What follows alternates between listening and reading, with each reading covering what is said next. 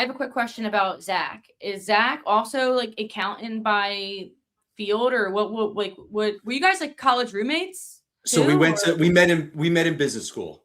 So Oh, okay, Zach, so right. So Zach, West Point graduate, Army Ranger. So no, our backgrounds couldn't be more different. If you other than we both grew up in New York City, that's okay. pretty much where it ends. But we didn't. I mean, we didn't know each other there. We got to know each other, 5 years after we each graduated college, and we met. We were in the same class at business school.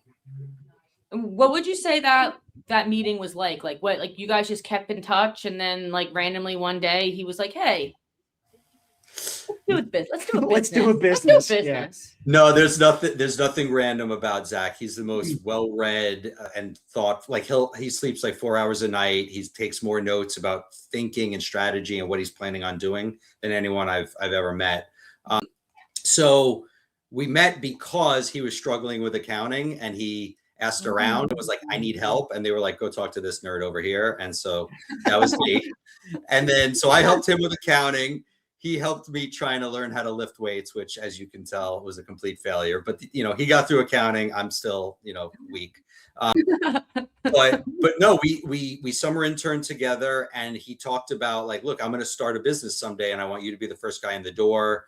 We took an emerging markets finance class together, which after a week we realized was a total waste of a credit. And so we used to sit there while this guy was talking about like emerging market mutual funds, and we, do the proverbial on the napkin, writing down ideas for a business someday. And then we kept in touch because I was in the US, he was overseas. And then when some of his clients wanted to back him to start a company, he said, "Hey, you in?" I said, "Sure." And I flew out to Geneva, Switzerland, spent a weekend, and it was all done and dusted, as they say. Wow. I love the idea of like sitting and like writing ideas. It's like that typical story of like Literally like, with a napkin, yeah, except like in a bar. It was in business school, which is on your other podcast, I swear I heard the same story about two guys sitting and like writing. I need to get a goddamn napkin. Yeah. Or a notepad, either one. Now, we talk a lot about like the education with it. Like you went to grad school, you went to undergrad. So what you're doing now, does somebody need to have that educational background to, in your opinion, to get to where you are? I mean, look, I think it's tricky to get to a C level, as they say, right, without some form of advanced degree, and ideally, I guess, an MBA.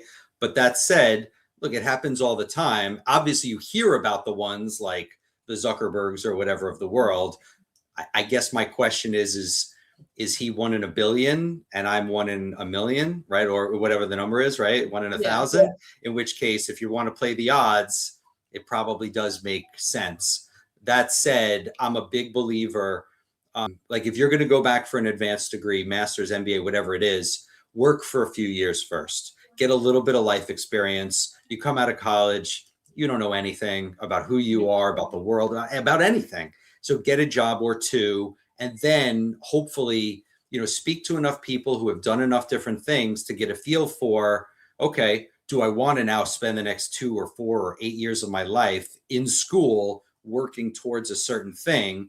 And so if so, do I need that thing to get where I want to get to, right? I mean, I think it obviously it's going to be different for each person, but I do think ultimately, yes, if you want to become a CEO or CFO, it probably is borderline necessary.